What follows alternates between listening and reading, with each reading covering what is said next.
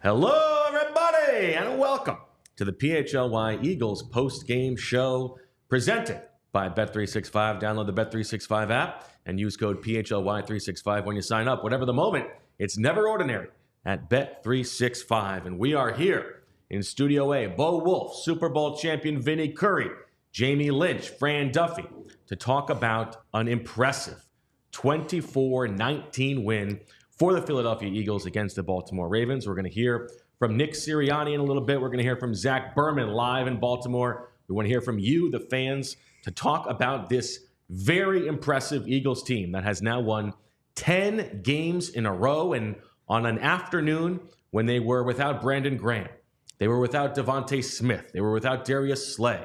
In the middle of the game, they lose Reed Blankenship. In a game in which Jalen Hurts throws for 118 yards, and on 10 of their real offensive drives, 6 of those drives gained a combined 2 first downs. Somehow, despite trailing 9-0 to start this game, they find a way, thanks to an unbelievable defensive performance, another Saquon Barkley closing performance, and right now, Fran Duffy, the Eagles certainly look like Super Bowl contenders.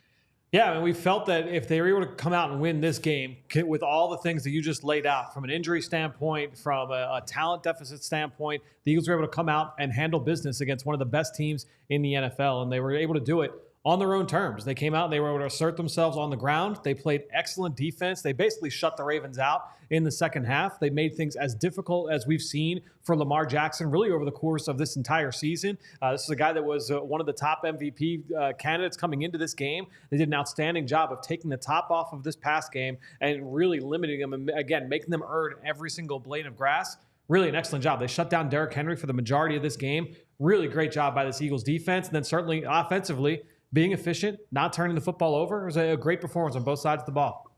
Jamie, this defense. Let me open a victory light here real quick. Very nice. Save one for the air. The 8th week in a row we get to do this. Holding the Ravens to 19 points with just a total garbage time touchdown at the end. Now, Justin Tucker misses about 7 points worth of kicks in this game, but for them to bounce back from those first 2 drives and corral Lamar Jackson the way he did, I mean, do you feel like this is the best Eagles defense that you have seen in your mature Eagles fandom? Wow. I mean, today was a defensive masterclass. Jalen Carter is becoming one of the best Eagles I've ever seen with my eyeballs. The Eagles are a certified wagon. Vic Fangio, give that man a contract for life. Best I've ever seen. The more shots of just his upper, straight from underneath his right nostrils. Right in the nose. Best of my life. I mean, it's hard to argue against it. You know, some of those great defenses back in the day a little bit, in Andy's first couple years, but these are probably better because they never had all 3. They always had 2 of the 3 and neglected linebacker. Zack Baun and Nakobe Dean were awesome today. Nakobe Dean played grown man football. He was tough as nails out there today. So they have all 3 phases clicking. Yeah, it's hard to kind of argue against that. And Vinny, we'll get your thoughts on this defensive line, how they played without Brandon Graham and a bunch of other things. But I do have to start this MVP battle. Man. Lamar Jackson against your boy, and your boy closes it out with a 25-yard touchdown run, goes for 107 yards. He's now at 1,499 yards rushing on the season. Who gets your MVP vote? Saquon! Listen, we talked about this, off the air a little bit. I feel like, as a whole, the Eagles understood the assignment today. And they went there to make a statement. And I feel like that was one of those gutsy wins. It wasn't as clean or pretty that we once wanted, you know what I mean? But let's talk about that defense. That defense, you like it gritty like that. Yep. That defense is playing lights out right now, and they hot at the right time. This wasn't like a game against an offense where it's like, oh, it's a rookie quarterback in Jaden Daniels, or, oh, the Cincinnati, they don't have T. Higgins, and the offensive line's banged up. It's not their year.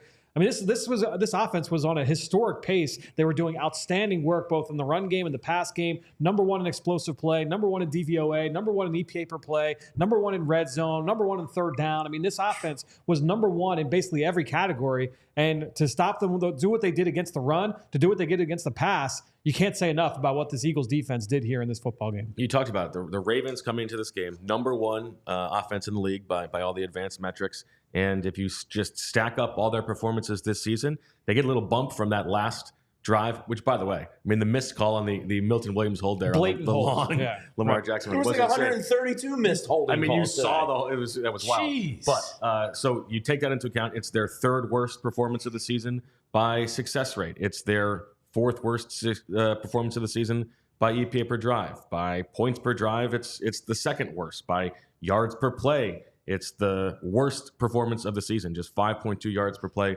for the Ravens, and it all happened after the first two drives of the game were so successful for the Ravens. We have seen this time and time again now from Vic Fangio and this defense, those in-game adjustments. And in this game, when you lose Reed Blankenship, and then on a key fourth down play, Tristan McCollum, of all people, is making a huge heady play in the secondary to break up that pass. Isaiah Rodgers, starting for Darius Slay, plays well in this game.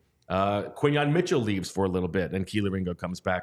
Nakobe Dean has to leave for a little bit. Like, this defense is it's so good, and it's hard to believe that it is not just coming straight down from Vic Fangio, the way that he is using all of these guys. Yeah, I mean, when you get to see the guys that don't usually play, the backups come in and you don't skip a beat, that's when you know you have a well-coached unit. And that's not just Vic Fangio. That is the assistant coaches as well. You want to give them their flowers. But I think when you look at this group, the depth, the youth, the youthful exuberance that does show up, and when you get to see that show up time and time again, so much speed. And you mentioned you guys talked about the linebacker.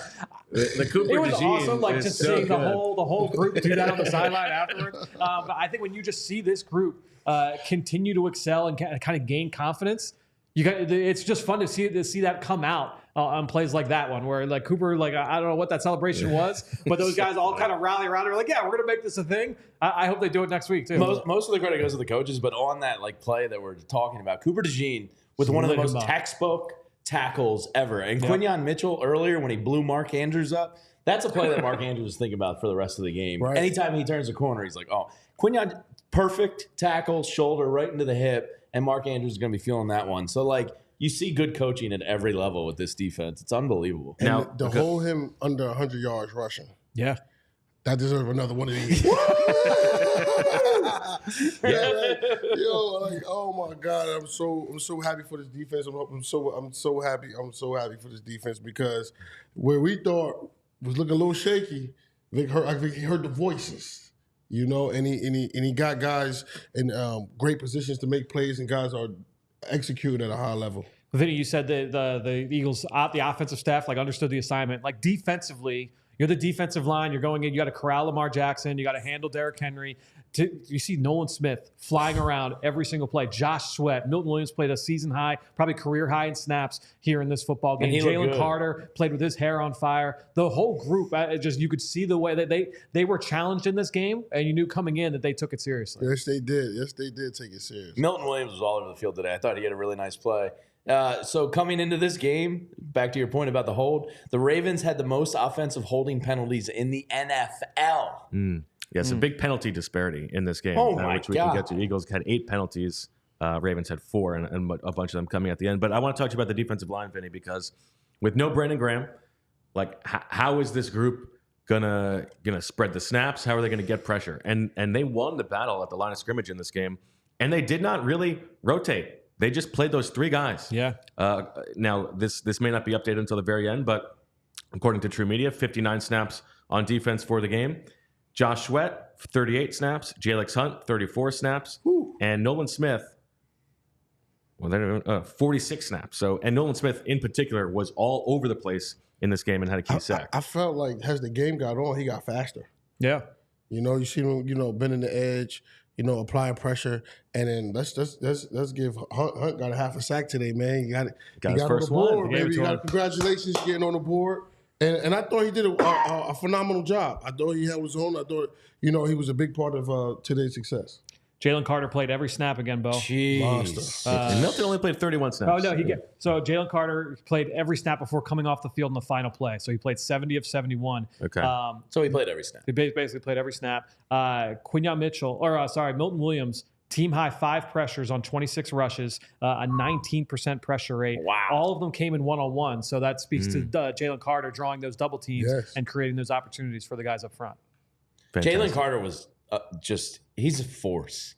He just makes everybody else's life easier. He was, God, I mean, that guy's incredible. He really is just like one of the best defensive linemen I've seen in Eagles history. No offense. That early on, that TFL he had on the Zay Flowers end around, he just gets upfield so quickly. Man, that was crazy. He was on Zay Flowers 3 yards in the backfield as he got the ball at the point of contact. Let me ask you guys think, clean sweep with Coach of the Year, Defensive Rookie of the Year? And apparently MVP? Jared Verse had a pretty good stat stuffing day today. I do think that Quinyon's going to need a couple picks. He just missed one today too. In order to get that rookie there. And I also, we can unpack the Nick Sirianni of it all. I don't think he's going to win Coach of the Year. I think that would be a surprise. Don't you think? Coach of the Year. I mean, if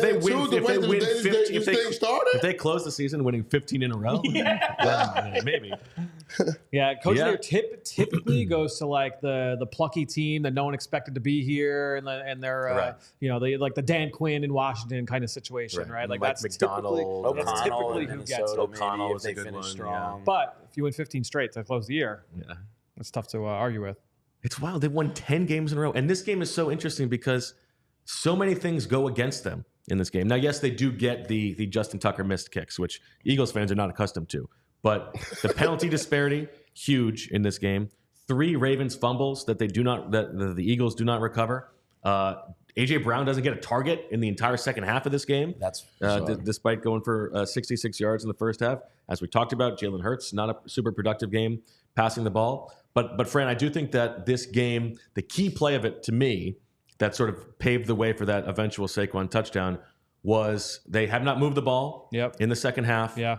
The 3rd and long, Jalen Hurts hits Dallas Goedert on that crossing route, picks it up, and from there they move down. They go downhill and get that touchdown. Yeah, it was after that play. So you hit Dallas on a 3rd and 7 for 9 yards. So that was on 3rd and 7. Very next play, Saquon Barkley goes for 14 yards. Then you have Jalen Hurts on the design QB run, the QB counter read for 11 yards, and then Saquon scores a touchdown on the very next play. So that cascading effect of being able to convert on 3rd down. You mentioned for the 2 previous drives, they went 3 and out. So you go 3 and out, 3 and out coming out of the locker room. This team has been so good in the second half of games. You run into a good Baltimore defense start early on in the 3rd quarter. They force you to punt on those first 2 possessions. You think it's going to happen again. You convert there on 3rd, and then that's just kind of open the floodgates, and the run game is able to take you the rest of the way. I apologize. The chat doing a good job holding me to account. 8 in a row that they have won. They are 10-2. They have not won 10 games in a row. 10-2. Good job by the chat. Yeah, you got to call me out. You got to self-scout. Absolutely. Let's go to the super chat since the chat is on fire here for this game. Claude Debussy says, "What does the Eagles defensive line have to do to get a holding call?" It's totally unbelievable. Jalen Carter especially was. He must have been held 8 times this game. Like one time he was just straight up bear hugged. Like brutal. Yeah, I don't know what was going on there. It was shady. Okay. Whoa. And then Rohit says, "Why does the passing game look so bad without Devontae Smith? Shouldn't need 2 top 10 wide receivers for a competent passing game." Say what? We don't need it. Yeah. When you got that in the backfield. Yeah. Well, that's the thing is you would have thought. We keep saying like there's going to come a time when the Eagles are going to have to lean on their passing game, right? Like that's going to happen eventually. You would have thought this was that game. And they still didn't have to. I like the over. In those situations, they had to do it a couple times. And let's not get it confused. No DB just stick AJ Brown 1-on-1. Right. I would be very curious to hear what you say about the film, Fran, this week about if the Ravens did anything in the second half in particular to stop AJ Brown from getting the ball. But I mean, at the same time, you say for them to be able to get this win their 8th game in a row without Devontae Smith and know that he's coming back eventually, you feel pretty good. Yeah. And look, Tony Romo did a good job on the broadcast of pointing out the fact that, like, hey, at the end of the first half, the Eagles had success getting A.J. Brown the football. There were like 3 or 4 plays that went for chunk gains, 14 yards, a couple 15-yarders, a 17-yarder, where it was quick in-breakers, off play action, RPOs, in the middle of the field, get him the ball fast. You didn't really see that, obviously, in the second half, where it seemed like more things were downfield, more relying him to kind of get open on his own. And that's really kind of looking at the pass game. The inconsistencies started to pop up, and it was that drop back to Dallas with that was one of the only completions off a pure drop back in this game. Everything else, it felt like it was some kind of move the pocket, play action, RPO, get the ball out of Jalen Hurts' hands fast. But look, I think when you look at it from a film standpoint, I will be interested to see, did they do anything to try and take AJ away? Did they divert coverage that way? That was something I'll certainly be keeping an eye on tomorrow. The thing Rich and I were talking about at the garage pregame, it seemed like all the success offensively kind of swung when they started going to the under center RPO stuff in the second quarter. I thought they were much better under center today than they were out of shotgun. So I'll be interested to see if anything pops out to you on From a that. number standpoint, yeah. Yeah. I mean, Jalen Hurts completed 11 passes. Yep. in That's this wild. game. That's it. 5 to A.J. Brown, 3 to Dallas Goedert, 2 to Saquon Barkley, 1 to Jahan Dotson. I'll be curious to see how many times they do in the second half. So, to answer, what's it? I can't really see the Rohit. Rhodey. To answer Rhodey's question, I mean, at the same time, you got to understand when Saquon Barkley's on fire like this, that's when the word team come into play. You got to feed the man. Well, also, I mean, just the flow of this game was such that Sure. they barely had the ball in the third quarter. They had 2 3-and-outs. And then after that, they get the 1 touchdown drive when he does throw the ball a little bit. And then after that, it's that very long 11-play drive when you're just trying to get a field goal. And then just leaning on Saquon Barkley to be the closer, as you have talked about. And Jay. when you talk about, just to bubble back a couple, I'm just thinking about the game. When we talk about the way the defense shut down Derrick Henry, is it me or did the Eagles defense look so fast that fast. Derrick, like, he didn't look like himself. Like, They were I swarming. don't want to say he was running in slow motion. I'm not gonna, let's not take it to the No, I'm extreme, with but you. he just didn't look as explosive. And it was right from the jump, too. It was on him, man. It's like, they were all over Henry right away. I don't know if that's great coaching by Vic. I saw a tweet from Zach saying, Vic Fangio, you should see the game plans. Like, not only is he an upgrade, but he's week in and week out, giving them a great opportunity to win games. And to your point, Derrick Henry didn't have anything going. Nothing. And Lamar was held in check in the run game right from the jump. It was really impressive. I just went to look it up. I was curious. Now, these numbers could change, obviously, after they go through the data a couple times. But 3 completions off RPOs for Jalen Hurts, 7 off play action. So 10 of 11 completions were off RPO or play action. Yeah. Everything that was only on the one. There we go. Big brain and by the on way, me. as you see on the screen there, if you want to get involved in just the Saquon love of it all, now is the time to do so. Black Friday deals still going through tomorrow. Check out the store on store.allcitynetwork.com. You get that Saquon shirt, the Air Saquon, all that good stuff. Now is the time. Now is the time to do it.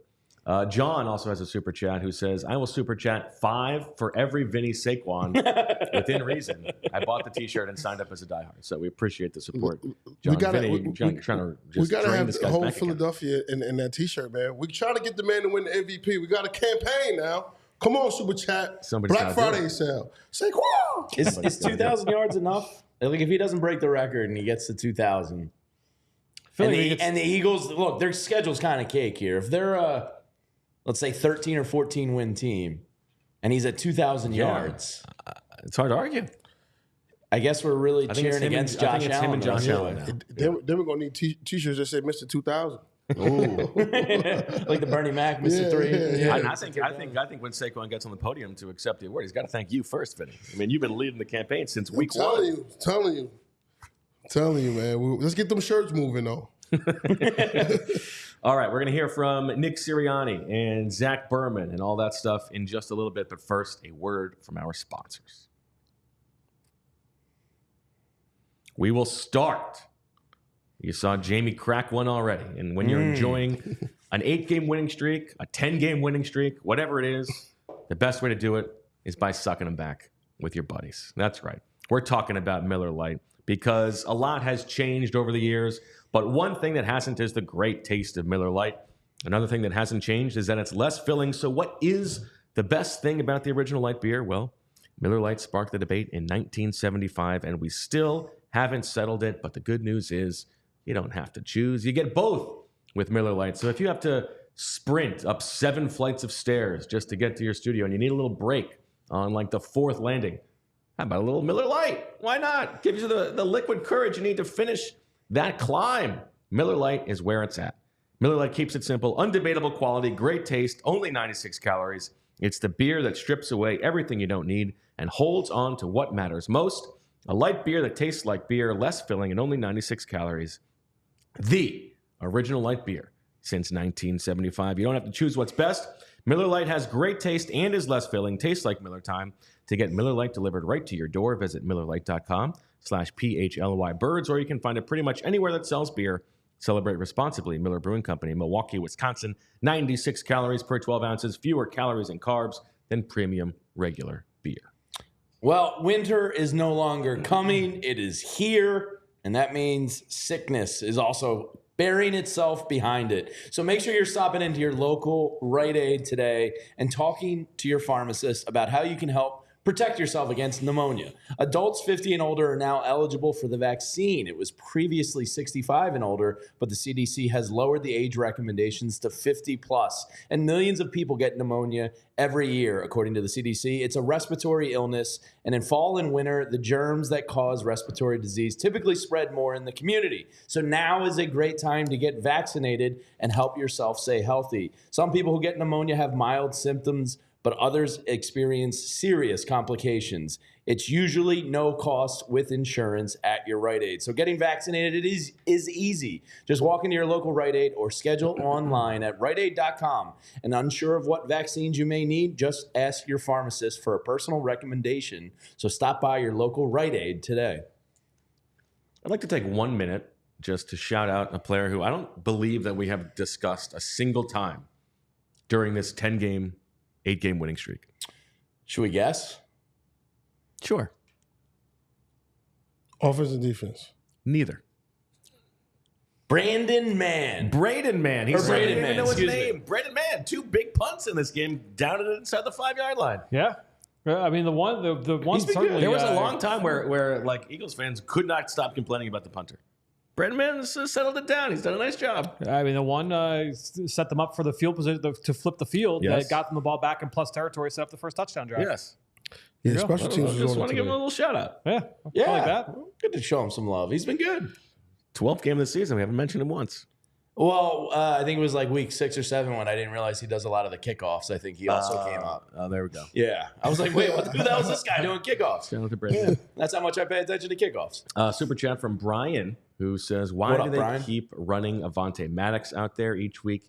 He keeps getting burned. Is there no one else who can play dime corner? Now, That was a obviously on that BS one early in the game. first third down of the game, Milton Williams. Garbage. Was it a Milton Williams sack or was it Jalen Josh Carter? Sweat sack. It was a Josh Sweat sack. Yes. Very nice sack by Josh Sweat. Huge play, and it gets called back on a pretty ticky-tack play Yep. for Avonte Maddox. That, like, if you're going to call that one, why don't you call the one On Hamilton later. on Goddard later at the end zone? But listen, Avonte Maddox has been a liability for the Eagles when on the field in dime. I think in this game, it's hard to believe you would take him off with no Slay, but I feel like when Slay gets back, I would like to see Isaiah Rodgers on the field inside as that 6th defensive back. That was one of the things, back in the summer when they were cross-training Quinyon Mitchell inside in the slot, or not cross-training, when they were playing him in the slot. We thought, like, all right, as Quinyon started to move back outside, will we start to see more Isaiah Rodgers on the inside? And they didn't really do that to my memory, No. right? He hasn't really played inside at all. Now, is it too late in the game to try and see if you can cross-train him there and get him some of those reps? Maybe, but the other Tristan one would be McCollum at this point. and Sidney Brown. Could it be Sidney Brown? Yeah. The thing is like, I know he played there in the nickel in certain packages last year. I don't love the matchup of Sidney Brown going up against receivers in the inside. I think you'd probably put C.J. Gardner-Johnson there instead. That would be right? that would be the thing. Would be if you put C.J. there and then you put Brown at safety. It's a good point. Yeah. What did you make? What do you make of McCollum getting these snaps over Sidney Brown? We talked about it last week. Like, I don't know if it might sound silly. Like, is it a left safety, right safety thing? I don't know. It's a good question. McCollum had a really impressive preseason. I mean, You were all over. You did like I was all Tristan McCollum up. He said, I'm telling you, maybe that equity from preseason's carrying over. He was impressive. and then John, he's got another one. Saquon. And Benjamin, another super chat, says, that's my running back. We love the super chats rolling in. Fantastic.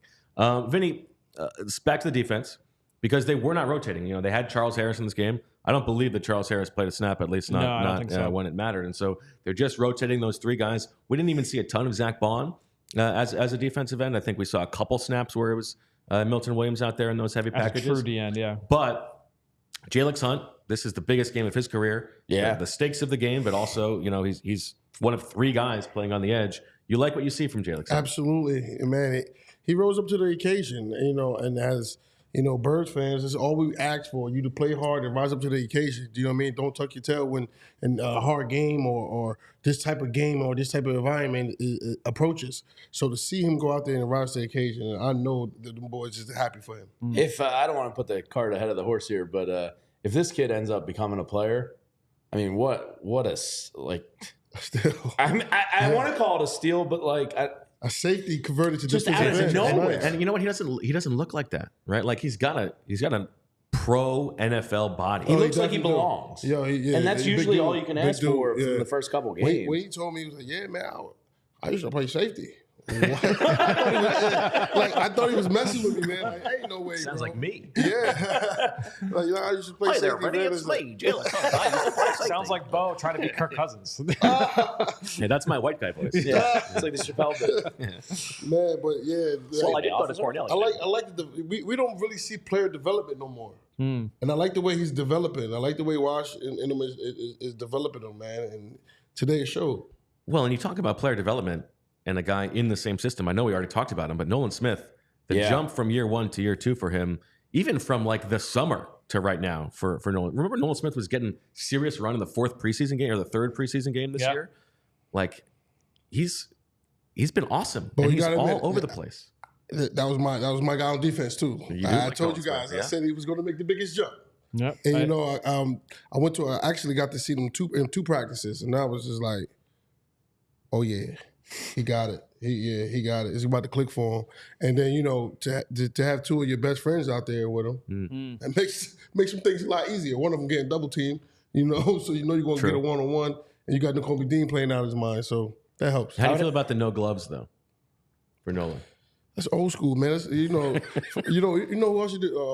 Fletcher didn't really wear gloves, and he used to be like, "No, I'm from the country." Like, all right, man, you got it, bro. All right. Well, I ain't from the country, and I'm not about to jam my finger. So I would have to think Jalen Carter's trending towards a first team All-Pro here. yeah, he's got to be.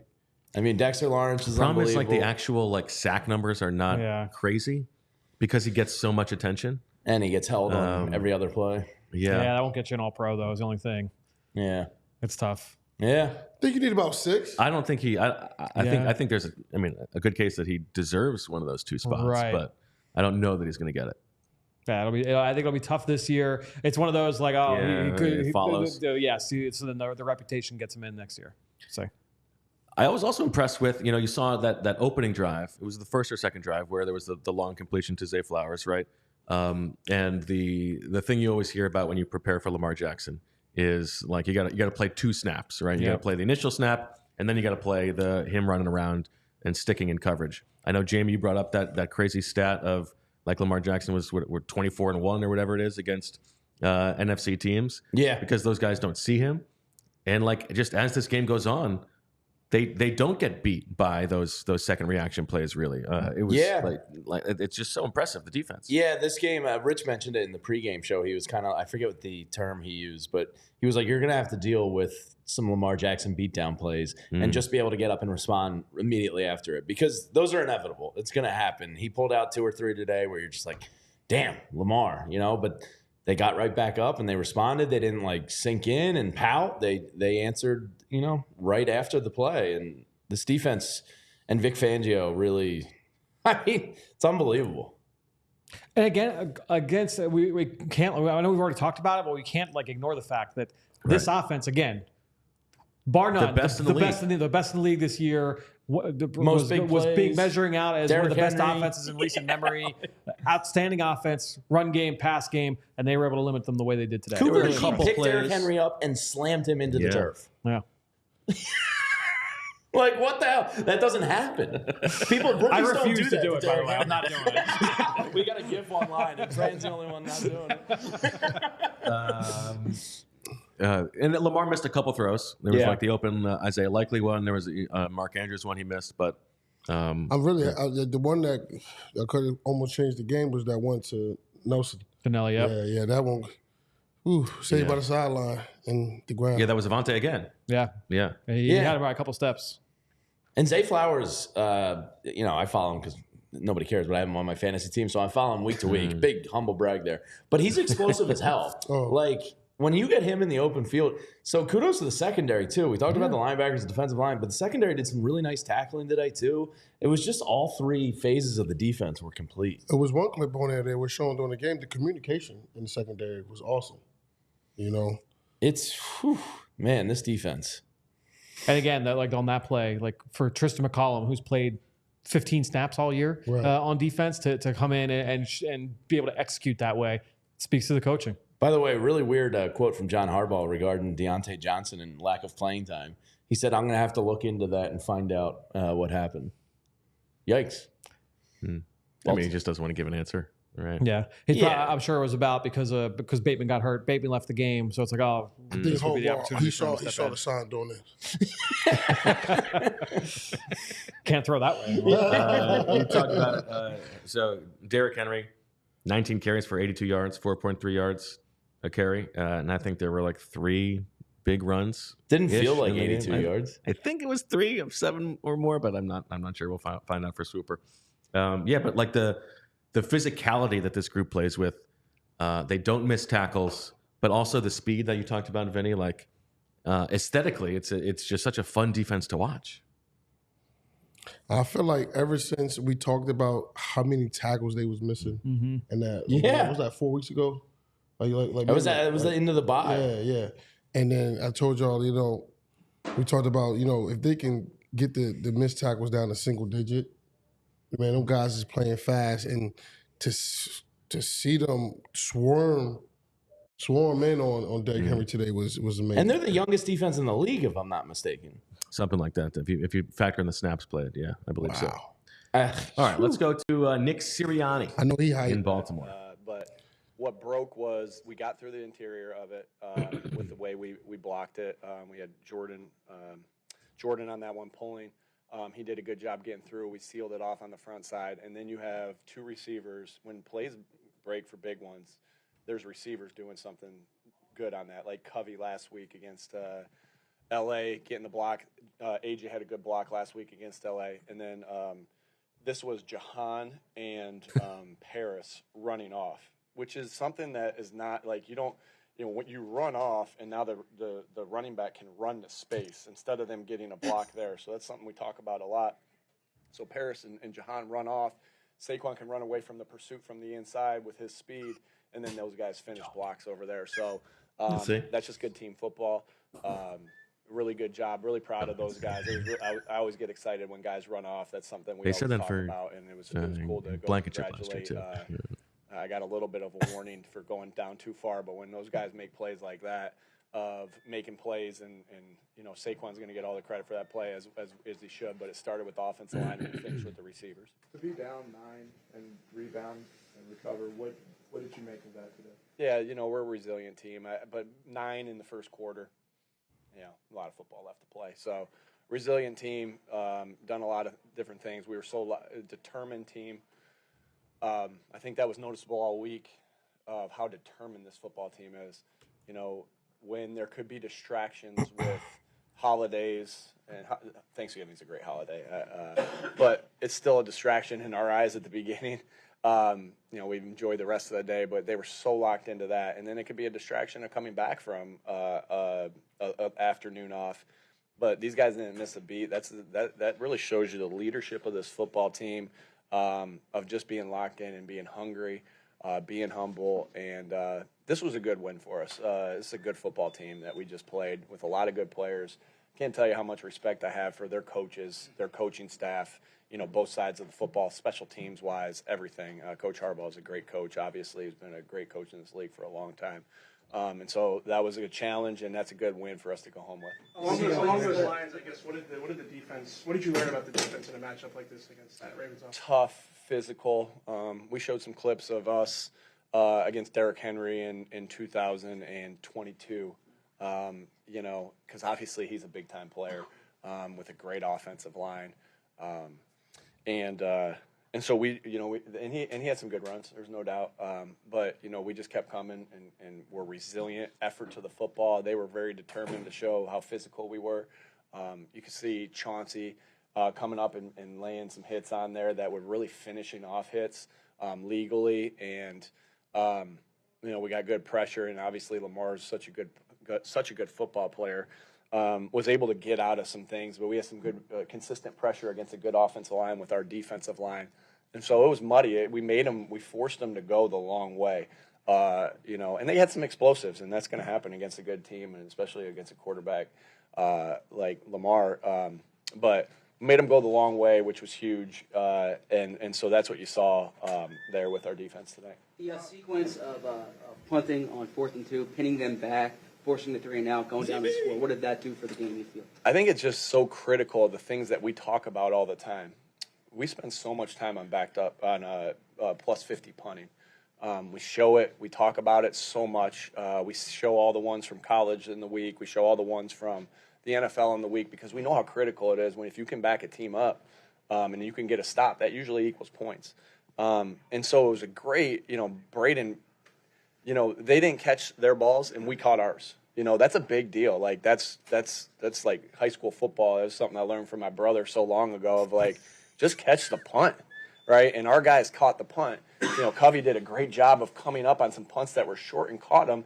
And that's something that's not gonna be looked at, unless I say this, in the stat sheet. But Covey comes up and catches a punt that's kind of short and saves us one of them. I thought it was 14 yards field position, and another one was 26 yards field position. Y'all can go relook at that. And then they let some punts hit. Now, why did they let some punts hit? Because we got such good rush down the field by Sidney and Keeley, where they kind of had it was a little messy down there, so they let them hit, and we got them pinned down inside the 1. To me, that is such good detail of our special teams. And the things that they were doing. Hats off. We had a couple penalties on special teams, and we're going to be sick about those. But Coach Clay did such a good job of getting those guys ready. And that's a huge deal because we got a stop. We got another stop. I think both of them led to points. So great job by Braden. He'll get the stat line that says, hey, pinned him inside the 5 once and at the 1 another time. But really good job by Sidney. Really good job by Keeley to go down there and force number 16 to not catch that punt and get that thing down in. Those are huge. Those are things that you get so excited about as a football coach of how important that is, in the field position battle. That's not going to get looked at a lot, but I'm really excited, and we talked about that after the game. Nick, you guys got the ball back with about 6:11. I'll come back. You guys got the ball back with about 6:11 to play. By the time the Ravens got back, the game was essentially over. What's it say about your team to be able to kill that much off? Tough, physical, and that's against a tough physical football team. We were able to convert on a 4th and 1. We were able to convert on a 3rd and 7, get them to use all their timeouts. And that was our thought in that process. We were going to run there because if we were in.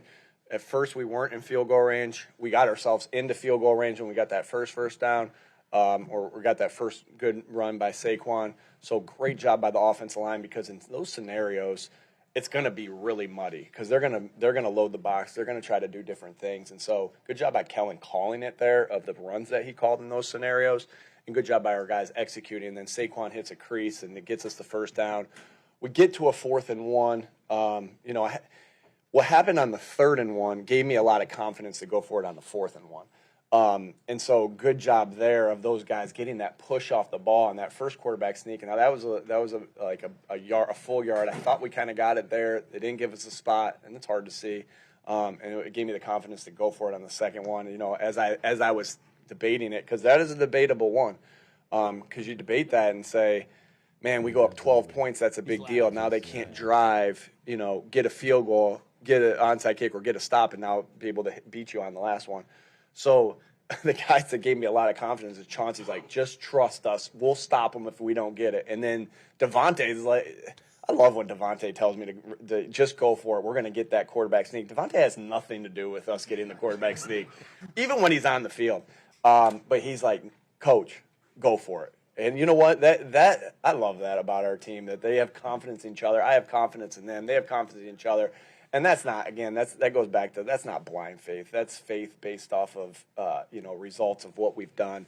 And so I was close to going for it. I was hesitant a little bit to go up 12.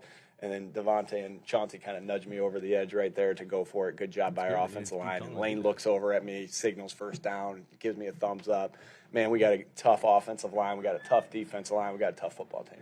Obviously, a big win over a good team. You had big wins over good teams last year, and last year's down the stretch did not turn well. Why do you feel like the way you're reacting to these wins differently? Last year's over. We don't care about last year. We learned what we needed to learn from last year, and what we needed to do off of that. And this year is a different group of guys. It's a different group. This is a different team that's gelling and meshing on all cylinders right now. But with that being said, you're only as good as your last game. We got a big game coming up this weekend. I know you want them singularly focused, but do you, in that realm, do you also let them know that if you stay that way, that the carrot of being the #1 seed is there? Not at all. I'm boring. We're going to be thinking about the Carolina Panthers. We're going to enjoy this one, and then we'll think about the Carolina Panthers. What I've learned in this league is if you look back, you're climbing this mountain, and I know I've used this analogy a lot, but you're climbing this mountain. If you look back and you're climbing a mountain, you look down, you're going to slip. If you look too far up, you're going to slip. All that our focus is on one game at a time. We can't control anything else that happens. And so, our job is to control what we can control. That doesn't make for good press. That doesn't make for good stories. We're boring, but the monotony, the boring, the day-by-day grind is what gets results. And so we'll continue to keep narrow focus and focus on this next game. Quarter run game you talked about a lot wasn't just the touchdown. Saquon went for 14, then I think it was Jalen for 11, then the touchdown. You talked about the physicality, obviously that's part of it, but do you guys hold stuff for the fourth quarter? There's some that you talk about in a 4-minute defense because you're going to get different defenses on 4-minute in 4 minute than you'll get on first and second down. So every scenario is called for a little bit different things. You're going to get a little bit different stuff in the red zone. You're going to get a little different stuff in 4 minute. You're going to get a little different stuff throughout the game in different scenarios. So that's a part of our situational football that we think a lot about. Right. Jalen did a good job. Hey, Bob. Just can't say enough good things about how Jalen managed that 4 minute. And you'll say, "Oh, game manager." That's all bullshit. Like, Jalen played an awesome game, and his stats are going to say, right, we didn't throw it a lot. We were 11-19. He had 118 yards, but that guy made runs when he needed to make runs. He made good checks. He managed the game in a 4 minute to take the clock down to use as much time as he can. Man, Jalen, we haven't thrown it a lot in the fourth quarter in the past month and a half of the season, so. Jalen's stats aren't going to say that, but Jalen deserves, Saquon deserves to be in an MVP consideration. Jalen Hurts deserves to be in an MVP consideration because of how clean of football he's playing. Like, look at his quarterback rating throughout the last month and a half of the season. Like, Jalen Hurts is a winner, playing great football. He may not have the stats, but because his team's winning in the fourth quarter, he doesn't get to make those stats. But he's just done such a good job. AJ could be, as a guy. We have multiple guys that could be in consideration of that. Our offensive line. I wish they could give an offensive line MVP because our offensive line could be on that. And so I just can't say enough good things about how Jalen played in that football game. Even though the stat sheet's not going to reflect that because, Jalen was 11-19. Yeah, he was freaking on. He was on how he managed the game on fourth quarter. He was on about the runs that he made. He was on in the scrambles he made. He was on in the checks that he's made. He was on the third down conversions that we hit and the passes that he hit. This dude's a winner. And, yeah, he continues to play good football through our stretch. All right. Thanks, folks. A little gassed up, Nick Sirianni. Just Feeling a bit. himself a little bit. Man, listen. As it deserves to be. Like this game right here, I'd be gassed up too. This was it right here. This was. When you look at the Eagles' schedule, though, that's not taking hold on. When you look at the game in a row. It's cake. When you look at the schedule, and this right here was like that. All right, let's see. Play some. So it's a real football. measuring stick game. Does this team really belong in Super Bowl conversation? To go on the road. Well, that leading into this game, that's what it was, right? Yes. And as you talked about, after this, it's Carolina, Pittsburgh at home, which is a good test too against a good defense. But then it's Dallas, the Giants, unserious, and another bad team, right? Like this was the last chance to really prove that they belong, and they did it. Yeah, the Lions watched this game today intently, and look, I'm sure that number 1 seed indoors with Jared Goff and his tiny little doll hands, it was very important to them, and they saw that win today, and they just went. If the Packers beat the Lions on Thursday night, let's go, Jordan Love. The Eagles will control their own destiny for the number 1 seed. That's That's a world of difference. Ford Field and Goff versus Huge coming difference. into the Link in late January. The Eagles having won their 45th game in a row. That's the thing, is they would also need to continue to win out, right? That's Sure. Yeah.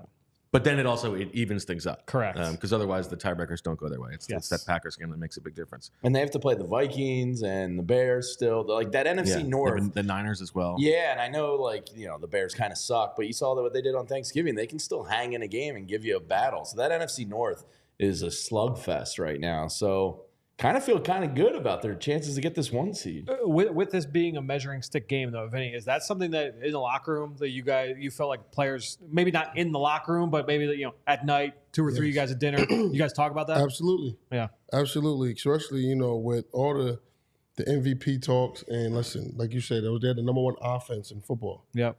So to be the best, you got to beat the best, So they say, and come on, give us a woo after that. I was gonna start doing that, like Ric Flair would say, and that's why this game was so important, to the guys, and Derrick Henry versus Saquon. It just felt like a heavyweight match. You got to do it like the Saquon Barkley versus Derrick Henry, like down the creamer, and. Cooper the G with the pick up and slam. It's just like the place was like, oh man. So the way Nick came in all hype like that, I would have been more hyped. So apparently Howie entered the locker room, according to some reporters, and requested Michael Jackson right away. And apparently the locker room was nuts. What? What are the chances that I have lots of follow-up questions. I think it's haven't they been listening to Pretty on Thing or something? Yeah, something has been playing. I guess a lot, and it's Howie's request. And does ZB know what we're gonna have to get some I get to see Howie moonwalk? Michael Jackson gets the people going. Yeah, a little problematic, but a little. All right, good for Howie, I guess. Yeah, I got some follow-ups. Yeah, he's the king of pop, though. Yeah, art and artist. Yeah. Yep. Is he going to get on the dance floor? You got to separate the art from the artist in this situation. Yeah, that's up to you. It's up to the listener. I'm trying. I'd rather get back to the wrestling, which is not problematic at all. Yeah. Wow. Do you guys want to hear? Let's hear what Jalen has to say. Maybe we'll pop in and then pop out if it's not given good stuff. But Jalen's been better on the mic lately. Nice purple suit. Now he's going Prince, which is much better. Purple rain, purple rain. I think anytime we're able to get the sticks moving, it's big, and I'm proud of how everyone showed up when the opportunity presents itself. Think of, just time on task and building trust with guys. I commend Jahan for the big time catch he had earlier in the game, because I've had a practice rep with him where it didn't end well, and so. Just being able to learn from those moments, continue to build that chemistry. So I'm going to trust when everybody's at the right spots and doing what they're supposed to do. And I was proud of that. Even Covey, he stepped in. Sure, we didn't connect on it and we didn't make the play, but he was at the right spot. As a quarterback, that's all I can ask for now, just finishing. Was that the conversation to get to AJ on that drive? What did you guys see to turn to it? I wasn't included in any conversation in that regard, but you know who AJ is. He's a hell of a player. He's been that, and any time he has the ball in his hands, he has the opportunity to make a play. On the last touchdown drive, how important is it for both you and Saquon to be a factor in the run game? You had a good run, he had a good run, and then he finished it off. Just what is that like, especially late in the game when it's tight like it is? Yeah, I don't think there's any intention of trying to feature both of us. Obviously, we got a lot of threats on the field, but the most important thing is just to execute what's called. When you hear the term game manager, do you take it as I'm not even saying for you, but just in general, do you think it's a negative connotation, or is that it's usually said about somebody who's on a winning team and playing good quarterback? What do you think about that term? I just think it's a term. I think everyone can be called that, depending on the day. But the reality is everyone that plays the position is asked to manage the game to an extent. And so I think a quarterback's job is to go out there and do what they're asked to do, execute, play clean football, and execute the plays that are called. On the first drive. What does the 8-game winning streak say about what Nick has done to get this team playing? Say that again? What does this 8-game winning streak since the bye say about what Nick has done to get this team playing this way? I just think he's been growing. I think that's the biggest thing. And everyone has to be able to evolve as the season goes on. And I think he's been able to evolve and betterment of helping the team. What do you think on that first touchdown drive where AJ got involved a lot? There was also some tempo on that drive. What goes into that where you say, all right, let's try that at this point after maybe struggling a little bit early? It looks good though. It looks great. Yeah. It's a sharp suit. Sharp outfit. I would look like I'm gonna need some more I would energy look out of like bro. That is him turned up. Like the more even keel he is, the more hyped he is. Oh, okay. I think that's probably true. Right? Yeah. To some degree. Right. Yeah. That's him. That's him at like a 9. It's a good suit though. It's a good It's a suit. sharp great suit. suit. I would look ridiculous in it. Did you? I know there was the report today. I think for me and Rappaport, like looking back at what Jalen Hurts and Nick Sirianni did over the bye week, which I thought was a little bit made They at talked that. every day. Well, what I liked was they talked every day on the phone, on FaceTime, on Zoom, like all the different places. Now, we got to do FaceTime and Zoom. We have multiple. Maybe if video you're apps? on Zoom, you can share the screen if you're going Yeah. over plays and such versus Zoom, FaceTime. Zoom's a calendar invite. FaceTime is like It's like off the cuff. it's a quick pop in. Yeah, right. Okay. Something just came to mind, Coach. I'm taking a dump. You got to hear about this. And Are they going to FaceTimes be them from the like? Is toilet. Microsoft Teams going to be angry about this? Probably Or gonna be like upset by their that. tablet. They Yeah. got that deal with the NFL. They're going to be Yes. furious. Yes, I would think Teams is going to be upset by that. What did you make of that though? Listen, it is true. Like this summer, Something changed. was all about like this sort of tense, incongruous relationship between the two of these guys. I don't know that they're like best friends right now, but they certainly seem to be on better terms. Yeah, my guess is that this week they'll be asked. I mean, we didn't hear all of both guys, so I'll be interested to hear. Go back and read through the transcripts. But And they see what both said. said it immediately after the bye. Like Yes. Jalen's like we had some great moments. Yeah, Oh, gosh. I feel like they're going to downplay it a little bit. Would be my guess this week. I don't know. What do you got? Saquon. Probably haven't spent- Solve a lot. Yeah. Let's feed Saquon. I mean, yeah, it makes everybody happy. Yeah. 10-2. You're probably Jalen. right. He's a great cologne. That's Saquon. Man, makes everybody happy. Yep. And you talked about it today, Vinny. No, like Kenny Gainwell carries in this game. They weren't. Shipley got the third rush of the game or something. Yeah, a little pass A little backwards screen, to Will Shipley. But otherwise, it was all Saquon. The Gainwell had a couple snaps and pass protection on third Right. down. But Saquon He deserves takes a lot of pressure deserves the off, though. love. Like, all jokes aside, he just the way he's playing right now, man, he takes a lot of pressure off you. He's ridiculous. I mean, like that one play that was like the broken handoff where it looked like Saquon was expecting the toss to the outside and it was a broken play. He still gained 3 yards. It's crazy. Every touch he has, he's getting the most out of. It's unbelievable with this guy. He turns everything positive, always going forward. The blocking today, I saw like CJ Uzomah was out there with like leading the way on one of the. CJ? Did I butcher the last name? That's my guy. Wasn't your best. Uzomah? Uzomah. Yeah, exactly. I'm the king of that with baseball names. So people that know me, that's to be expected. That's your guy, Vinny? It's my guy, Auburn's finest. Yeah. Oh, there we go.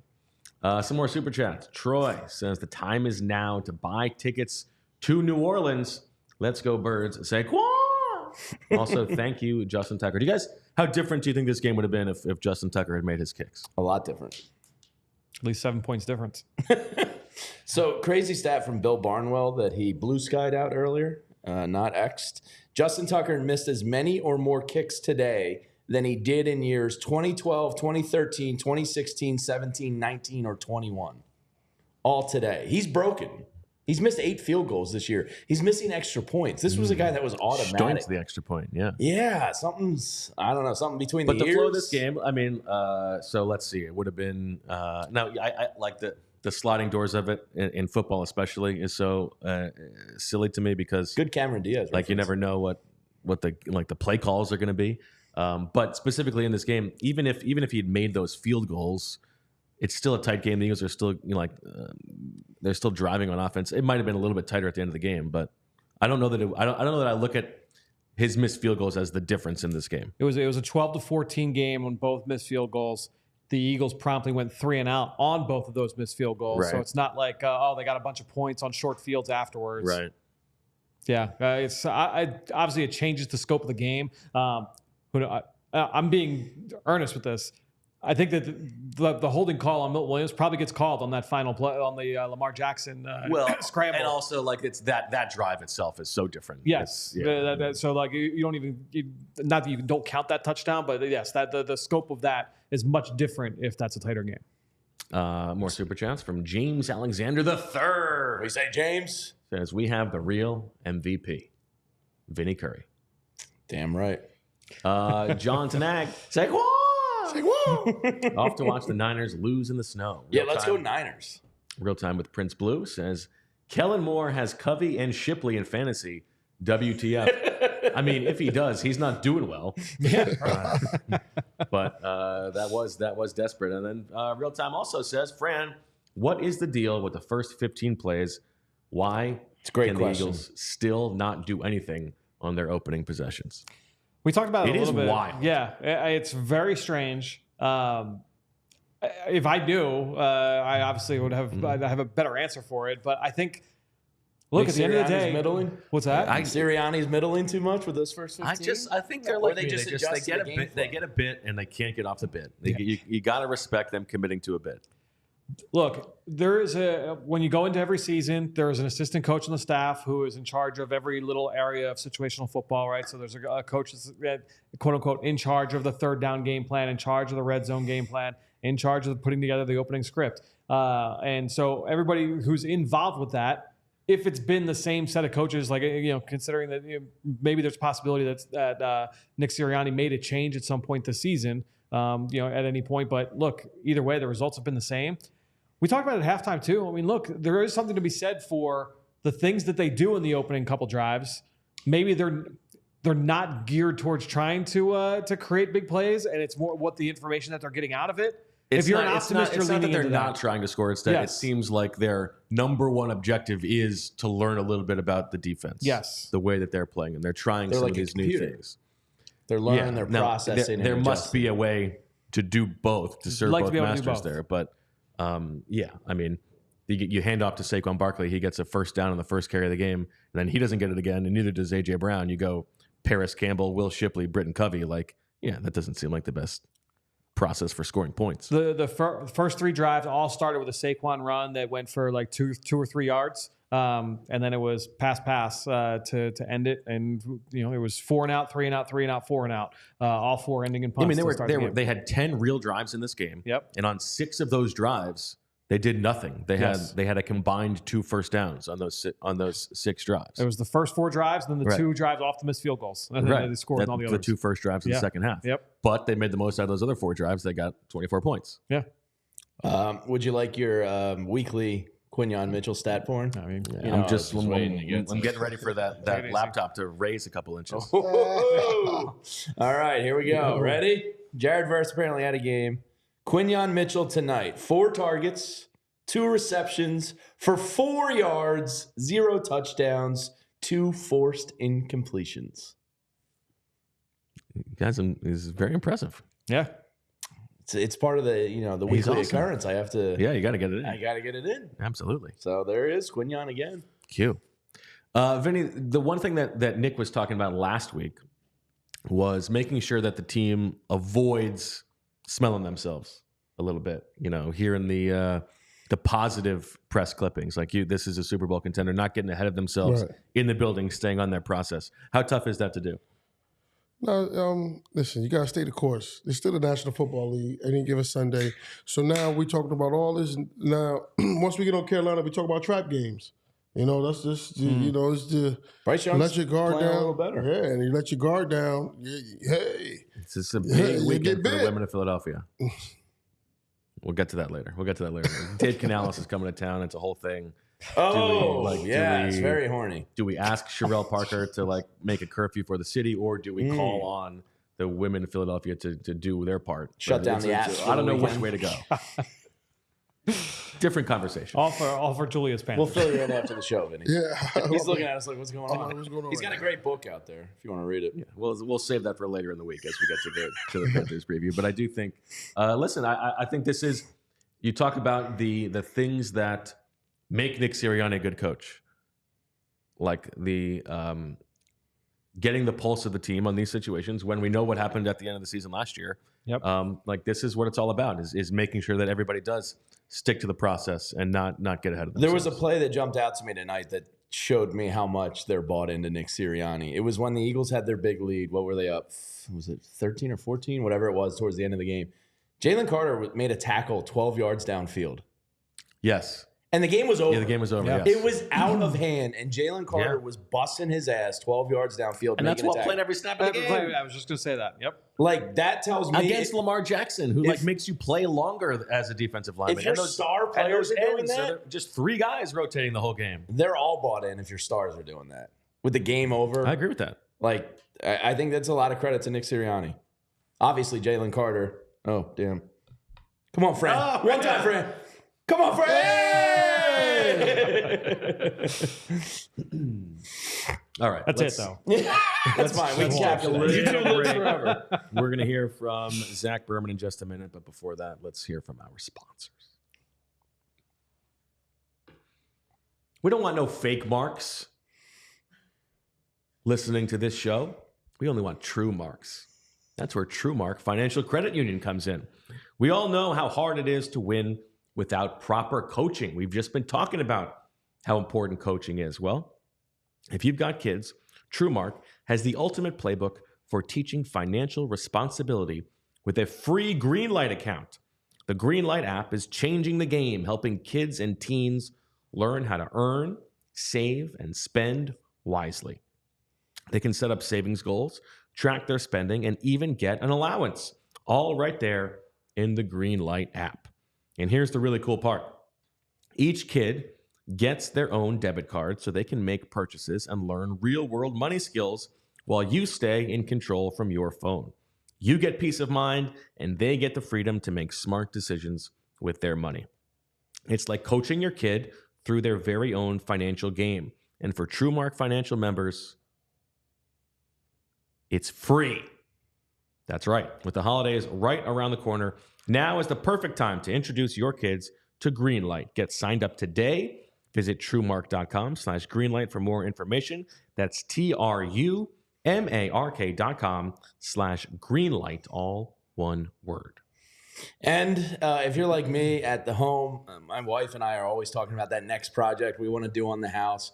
We want to expand the deck. We want to do a bunch of stuff. And CJAM Construction is who we'll call. They're family-owned, and they're a home remodeler specializing in decks, bathrooms, and flooring. And who doesn't want a new bathroom or some new floors in their house? Their goal is to help their clients alleviate the challenges and frustrations that come with home remodeling. I've had it done in the past, and it's great to have somebody you trust that will listen to you, know exactly what you're looking for, and execute on it. Nothing worse than having to stay on top of a contractor.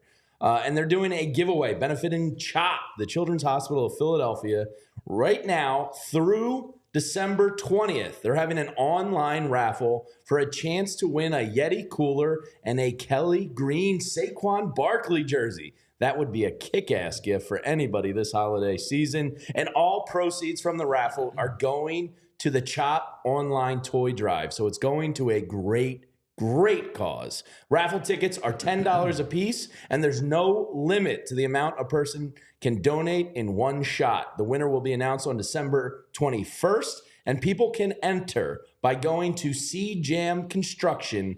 chop.com/toy drive. Anything that benefits Chop is A-OK in my book. You guys should go hop in that. A Yeti and a Kelly Green jersey is a great gift. So be sure to mention PHLY and to receive a 15% off when you call in 856-329-2933 about your next home project. See their full selection and learn more about the products and warranties on their website, cjamconstruction.com. Vinny, what is it like when you go into a game and like you know that the identity of your team is that like you are the tougher team every week? Because that's what it feels like. The identity of this Eagles team is they wear teams out. Man, it goes. We are who we say we are, type of thing. You know, for instance, offensively, the fourth quarter is really where you saw Saquon really do people the dirtiest, because the conditioning, the way the Eagles prepared, the way they're going about the game is totally different. And then you see that defense come alive, just swarming and playing even faster than it was the first 3 quarters of the game. It's really been it for us. And so it's like a couple weeks ago, I would say, the closer. Yeah, it's the closing mentality, you know. And so far, they're just playing in that way. Yeah, I think it's impressive. I mean, both lines of scrimmage that coming into the season had serious questions about how they were going to replace guys who left, right? No Jason Kelce. What's it going to be like with Cam Jurgens there? Mekhi Becton wins the right job, and they're still beating people up. On the other side of the ball, you lose Fletcher Cox. The middle of this season, you lose Brandon Graham, and still they are winning on the line of scrimmage on both sides of the ball. And it speaks to the team building philosophy that Howie Roseman has put in place, and really this organization has put in place for years now, where even when the need, quote unquote, isn't always necessarily there, they're always going to add resources to the line of scrimmage on both sides of the football. It's going to come in the form of first-round picks, second-round picks, third-round picks. They're going to go into day 3. It might be late in the draft. Hey, let's take a swing on Moro Ojomo and just see what he can bring, even though you've got all that depth at defensive tackle last year. And I think that's always going to be the way that this organization operates. And look, it's the right way to go about it. And within this season, I mean, the defensive line has caught up to the back 7, which I think was carrying them for the first half of the season. We've seen that pass rush. The defensive line was awesome today. Really, like the last 2-3 weeks, really, really turn it on. Yeah. Yeah, I thought Josh Sweat and Nolan Smith were all over the place. Nolan Smith is turning into a really nice player. He jumps off the screen at you. I think the defensive line is taking huge strides. And especially, the first week, I said in the pregame show, I was like, this kind of feels like a game Brandon Graham would be perfect at. Setting the edge, forcing guys inside, still with the athleticism.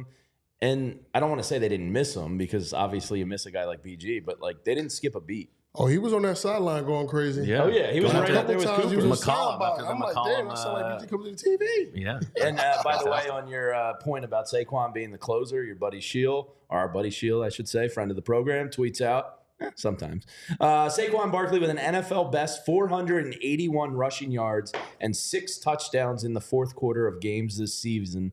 He's averaging 7.4 yards per carry on 65 carries in the fourth quarter.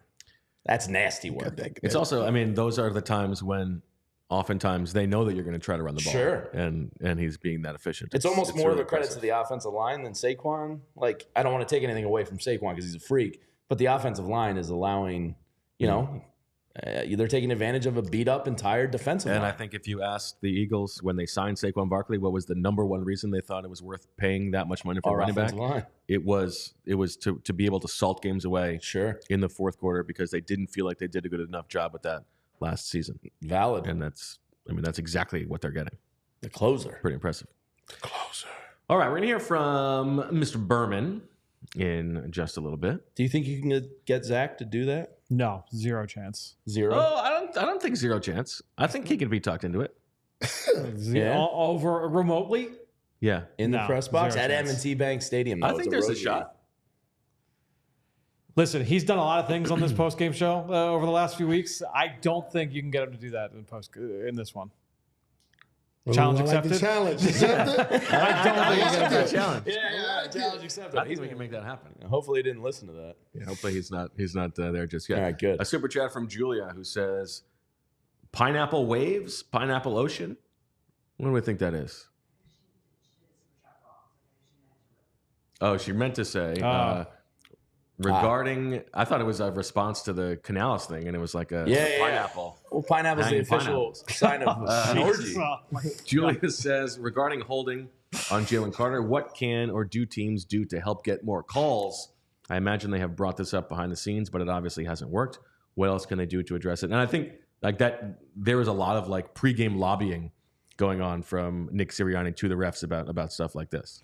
Yeah, I mean, it's something that goes on in every building, not just in pro football, but in college as well, where days after games, the staff goes through plays that should have been called. Maybe it was penalties that were called and you have questions about it, or how come this guy got held here. You do that in the beginning of the week on the game you just played, and then leading in, you will also make a reel of the opponent that you're getting ready to take on and say, hey, like these are things that we have seen that we want to make sure that the crew is watching out for as well. And so you mentioned they had the most offensive holding penalties. I'm sure that the Eagles staff reached out to the officiating crew. If they don't, they're not doing their job. Yeah, it said like, hey, like this is something that Jalen Carter was stopped 47 times today.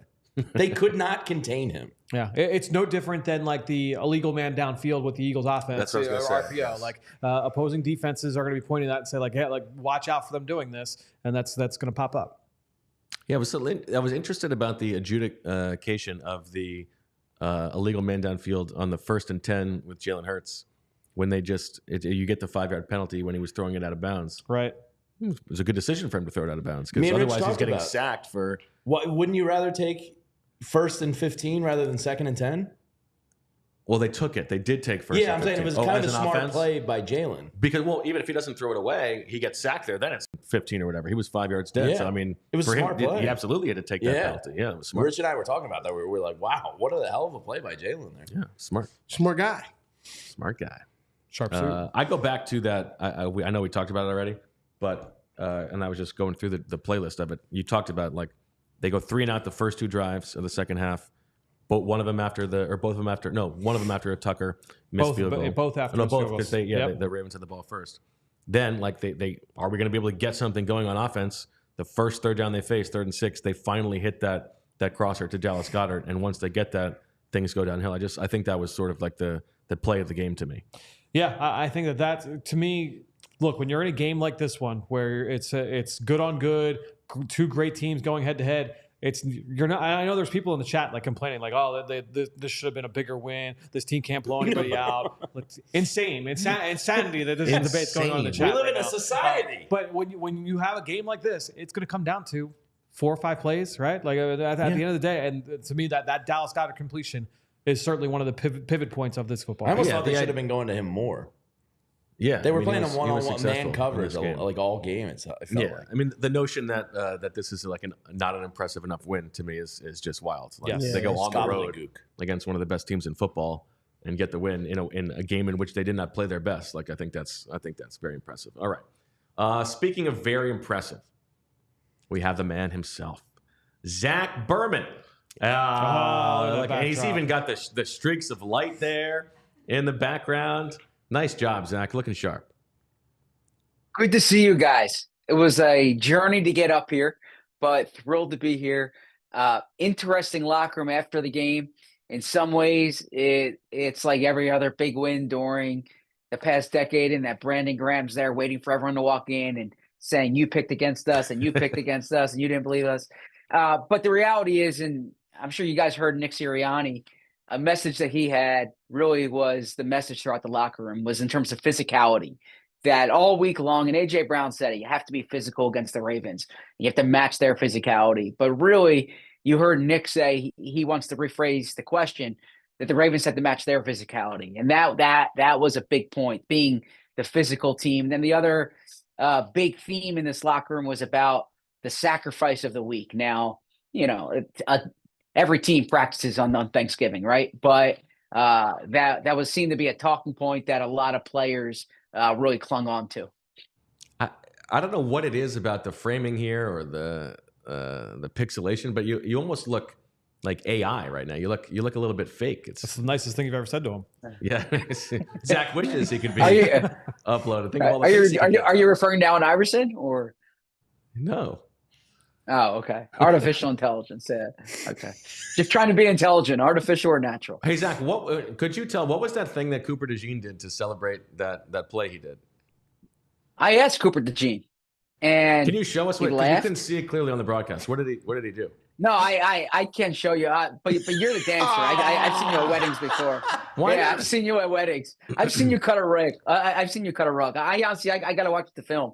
So, Fran being the film guy, I'll defer to Fran there. But I do need to watch it back. I did ask. It was something like this. Could you show like? Yeah. So could you do it? No, you were no, no. I got to tell you guys a quick story real quick.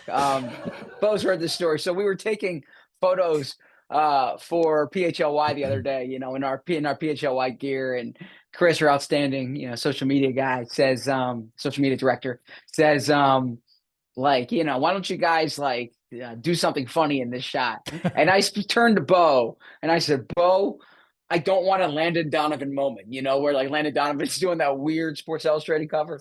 And then it turns out that I got a bunch of text over the weekend or over the week being like, what is this photo of you and Bo? I am definitely not doing that Cooper DeJean dance. That honestly calls into question to me your reporting accuracy, because that is not exactly how that story went. So I asked Cooper DeJean what that was, and he says it's something that they planned either last night or a few nights ago, but he didn't want to tell me what it was. CJ Gardner-Johnson gave an explanation for it that it didn't quite. I didn't quite understand what it meant. He meant calm down, next play or something like that. That's that. And then Zack Baun, I asked Zack Baun about it, and Zach's like he didn't know what it was, but he started doing it because everyone else was doing it. Well, everybody but just Zach like Baun. you, Zach. Here, we're gonna do it. You join us. Zach. Stay strong. You guys, Zach. you guys are doing it great. Zach. Look, I'm in Baltimore, and so I learned from some great Baltimoreans that a man must have a code, right? And I'm going to adhere to that. All right. Great Well on done. reference. Well done. All right. Tell us more about what you heard and saw in the locker room.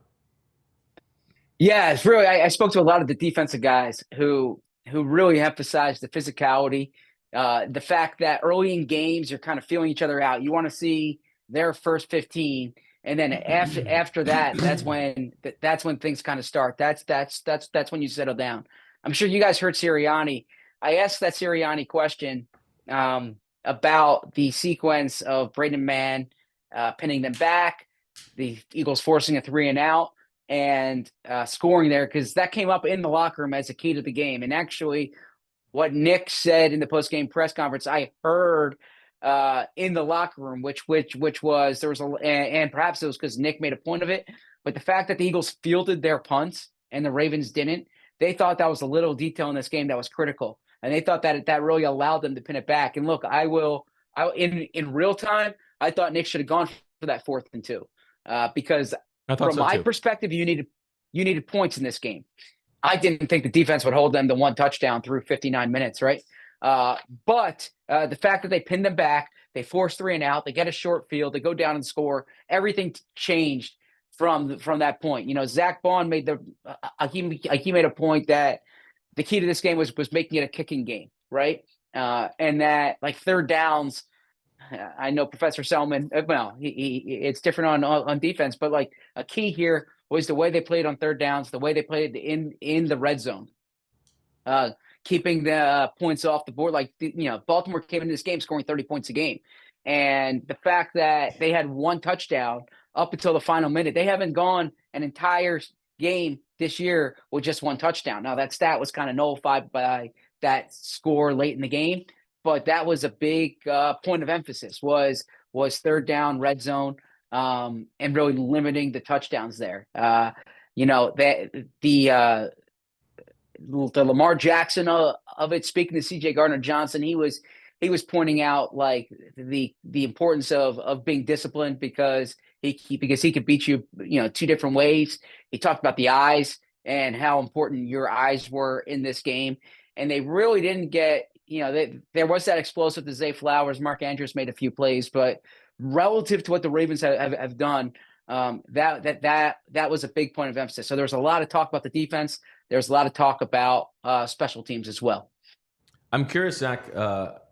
Jalen Carter plays so many snaps in this game. The defensive ends, it's just the three of them playing the entire game, essentially. Did those guys seem exhausted to you? No, I spoke to a few of them. No, they didn't seem any more exhausted than in some other games. Honestly, the game that jumps out when like you could really see the exhaustion was Tampa, right? Mm-hmm. And that had to do with the heat. But I remember that Tampa game, like you felt bad talking to some of these players because you felt like they just needed to leave. They were so tired. I didn't get that sense tonight. I know they took a lot of snaps, but really and part of it might have been because they won. There was adrenaline, but I've been in winning locker rooms where the guys seem exhausted, and I didn't really get that sense in there tonight. Zach, post-game locker room playlist, anything jump out to you? The music was turned down when I walked in. I heard that they had Michael Jackson playing. Maybe that's like a good luck thing. But no, when I was in there, the music wasn't loud. It was more the players, right? It was kind of like the boy who cried wolf in there because Nolan Smith kept shouting out Sirianni to the podium, Sirianni to the podium. I left two different interviews thinking Sirianni was going to the podium, but it was really Nolan Smith messing with everybody, right? And so when Sirianni was going to the podium, I felt like I was telling my son about the boy who cried wolf. I wasn't ready to go, and then one of the PR guys was like, "No, Nick's actually going now. He really is going." But yeah, no one's just kept shouting out Sirianni to the podium. So he did fake me out twice with that. Hey Zach, I got a question. Yeah, seriously, I'm there to work as well, Nolan. Yeah, I'm listening. With this game, do you think Nick is in the Coach of the Year conversation? Oh, absolutely. And look, I mean, 10-2. Now they were expected to be good this year, but like they were 2-2. People were calling for his job, and the momentum that they have is, I think a lot of it is Nick's messaging, the way he's handling the locker room.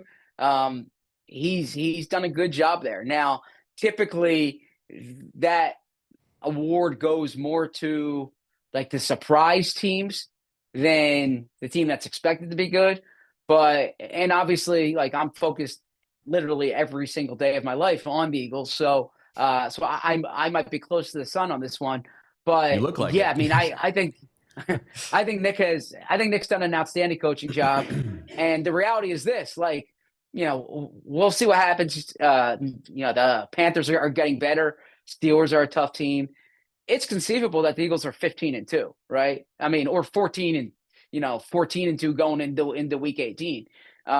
So yeah, based on that, he absolutely deserves consideration.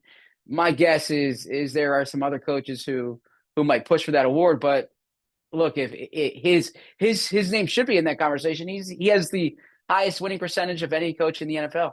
I'll be honest with you. The way these Eagle games was going, get my blood pressure up and down. He deserves it. Yeah, Vinny finally understands what it's like to be a fan. Yeah, man, it's not easy over here, Vinny. And listen, I'm vouching for defensive rookie of the year, coach of the year, and MVP. Saquon. Honestly, more than anything, I would say coordinator of the year should be Vic Fangio, and I feel more strongly about that than anything else. And I've said this on Anthony's show. I've said this on we need a Fangio PHLY shirt. Eagles show. Just nostrils. Just the nose, we need a Vic shirt in the store. like the FanGENIUS. Yeah, it should be like the FanGENIUS or something, right? Or have him at Palladium. Wow. Did you see him look around like you just nailed it? Eagles Insider comes up with Eagles Insider comes up with great headlines. I guess not. No. And I'll explain this. I've always been, anyone who's listened to our podcast for the last 6 years, I've always been a player's guy, and I think coaches get too much credit and too much blame, and I think players win games and players lose games. But to see what this defense was last year and to see what they are this year, and I know the personnel's changed, but they are so well coached. They're so disciplined. They're fundamentally sound. There's a different game plan every week. And the other thing too is like they adjust throughout the game. And you saw that tonight. And I want to go back and look this week, how many times the opponent scores early in games, but not thereafter, because they're making adjustments as the game goes on. I'm believing the hype with Fangio. I did not necessarily seeing it going like this. And this defense, they were number 1 in total yardage coming into the game. But what they did against that Baltimore offense, teams don't do that against Baltimore. I watched a decent amount of Baltimore this week. Teams don't do that against Baltimore. I was really impressed with the game plan and the approach. And in this game, with no Slay, with Isaiah Rodgers out there, with Tristan McCollum coming in midway through the game for Reed Blankenship, Quinyon Mitchell and Nakobe Dean both missing a little bit of time. I totally agree with you. And if we are nitpicking a little bit the offensive performance, I think one thing we might say is that it doesn't seem like they always adjust to their personnel the same way that the defense does. It's like at the halftime show we were talking about when they get stopped right before that punt that pinned them, the Ravens down at the 1. They call a run play on 3rd and 2 that's relying on Paris Campbell to block a guy in the same way that they might be relying on Johnny Wilson to block a guy in the hole. And I think that's something they can do better on offense. Whereas on defense, like Vic Fangio, it's the Zack Baun story, which of course everybody can read on allphly.com. Zack did a great deep dive on how the Eagles are getting good play at linebacker this year. But it seems like they are, in addition to making sure that everybody knows where they are and they're playing hard and like the awareness is high, everybody's being used to the best of their ability. Yeah, to buttress that point, I asked Zack Baun which of the 2 plays he was like most proud of, most jacked up about, the sack on Lamar Jackson or the tackle on Derrick Henry. And he said it was the play against Henry, because he said that's one that he saw during the week, that he actually like deviated from his assignment on the play because of how it was unfolding, and he went and he made the play. So obviously everyone likes sacks, right? But the fact that he was able to make that play, that really jumped out to him. Fran, keep it together. Don't you dare. No, it sounded like he said it's everybody likes Zacks. That's why I chuckled. Sacks. Zach, how was the disparity? Dave Canales, we know for sure. The penalties in this game on TV. Yeah, it seemed. I mean, it was ridiculous. How did it seem live in person? Did you feel it in the stadium there? I didn't think there was anything egregious. Like I saw a lot of penalties, in particular on special teams, and that's something that must be cleaned up. But I didn't think being here at this game that there was anything egregious with the calls. I actually thought there were a few calls that might have gone the Eagles' way. So I did see on social media that there are a lot of fans upset about the officiating. I didn't think it was egregious. I'll go back and watch it, but I thought a key play on one of their scoring drives, I thought Jalen could have been flagged for intentional grounding, which he wasn't when he threw the ball away, and that was a turned second into down a big before the 3rd down completion to Goedert. Yeah, exactly. But overall, I have on the TV feed when I watch, and I heard Tony Romo say on the quarterback sneak touchdown that should have been a false start on the Eagles. Right. Yes. Right? Yeah. So I thought there were a few things that actually went in the Eagles' direction on some pivotal plays. What did you think of Jalen Hurts' performance in this game, Zach? I thought he did enough, right? I mean, I thought he did enough. And there's all this talk about game manager. I don't quite know. Yeah, look, his numbers aren't prolific. Yeah, you don't need to feed into that. That's not our narrative. Yeah. You don't need to. Yeah. I left Sirianni in the middle of it because I wanted to go talk to DeGene, and I'm glad I did. But I heard Sirianni vouch for Jalen as like an MVP candidate. I don't know if Jalen's an MVP, if Jalen's at that MVP level right now. But I think I give Jalen credit because he's doing enough. He's making money plays. He is managing the game well, like the 4-minute offense. He's managing that well. They took the ball at 6:11. They didn't give it back until a minute left, and they scored a field goal. I thought the 2 touchdown drives in the second quarter, he made some huge plays there. I thought the run to the goal line was a big play. The slants to AJ, those were working. I mean, I look at the numbers, and it's certainly not prolific, but I think Jalen he's doing what it takes. And I spoke to Jalen 2 weeks ago or 3 weeks ago about the quarterback wins. And he said, and if he should be, he feels like his job is to win games, and he's winning. And look, he's in the winner's circle quite a bit. And I think there's something to be said about that. So I didn't think his performance was prolific tonight, but I think he did enough. And he was going up against the guy who I thought was, is the MVP of the league, Lamar Josh Allen. And I thought Jalen made winning plays throughout the game. Do you disagree? No, I think it'll be hard to. I would like to see the film, but I didn't think that he played a bad game. I think he made the most of what he had for the most part. But I think there might be some turndowns there. I was surprised that they didn't throw a single pass to AJ Brown in the second half, but I'm curious to see why that was. The possessions were a little bit wonky. Speaking of that, on Devontae Smith, how close do you think he was to playing? What's your understanding of Devontae Smith's status moving forward? Yeah, I spoke to Devontae on Friday after our show. And I mentioned this on the pregame with Jamie and Rich. Devontae wanted to go last week, and he said that the training staff had to hold him back from himself. He said he was pushing to go.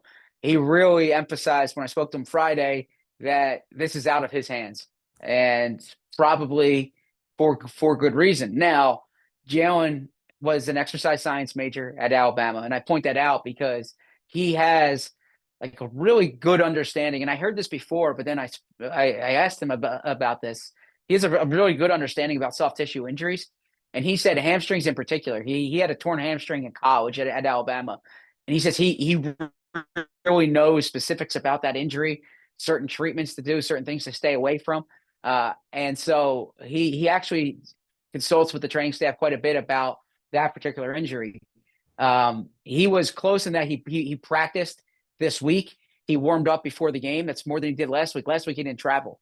So my guess is he's getting really close. I'm expecting him to I would expect him to play next week against Carolina.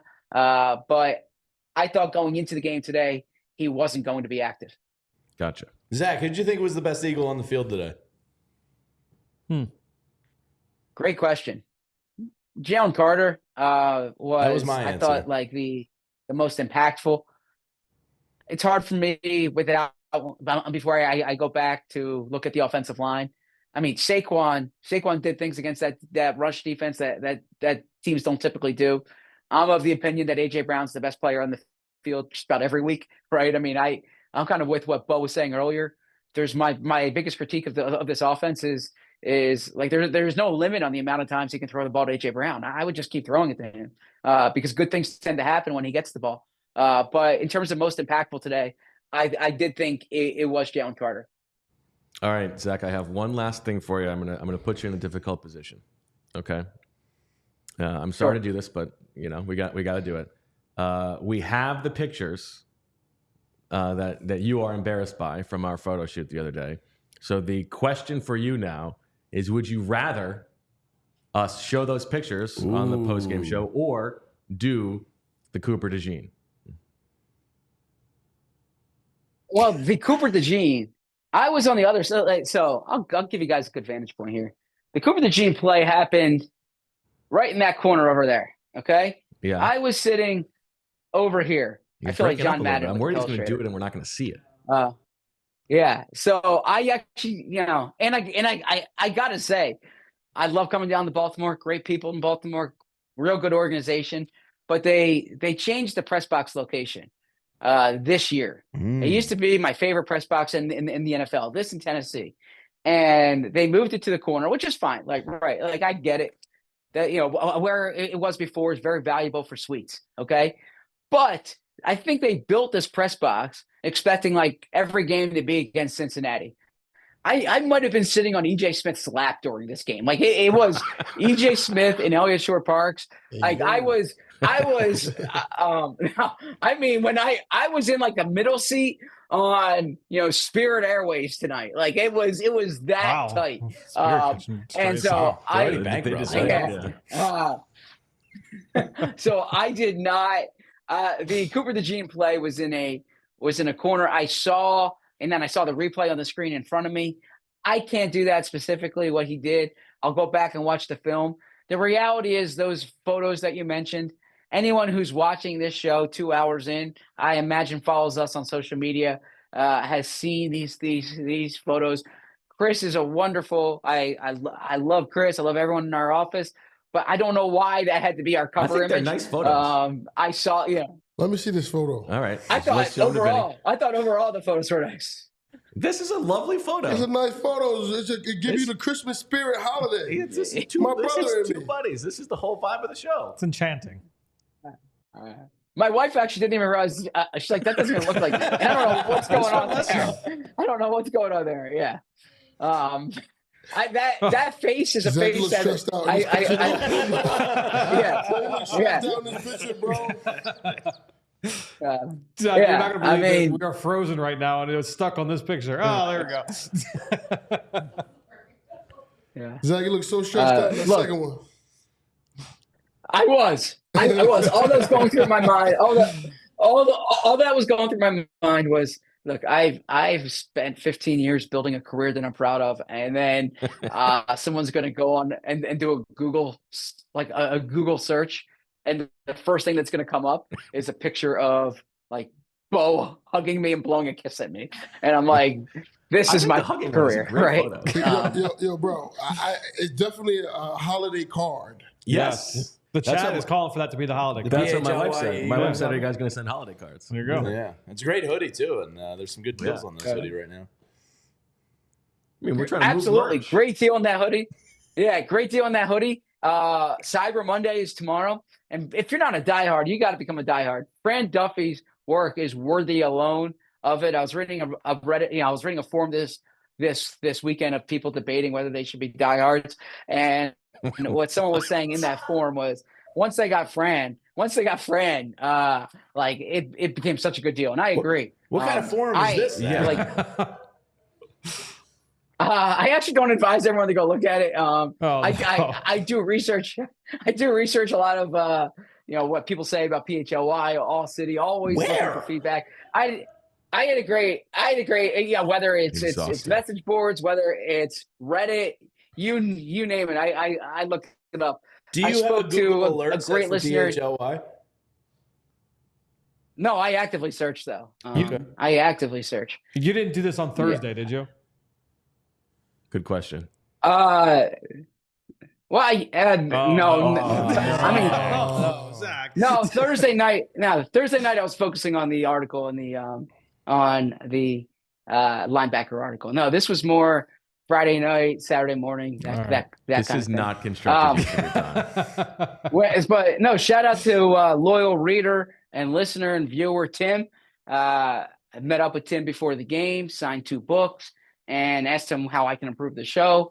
But yeah, so anyways, the photo it's the photo I don't love. I got on this path by saying Fran's Die Hard is worth it. I was talking to someone over the weekend, and I was dropping like such great nuggets about the Ravens, and really it was just like an open book test because Fran gave me all the notes on Thursday. All right. Well, Zach, I'm sure you've got a nice drive home to get to, and we look forward to reading what you write on allphly.com for those diehards whenever you're done. Thank you so much.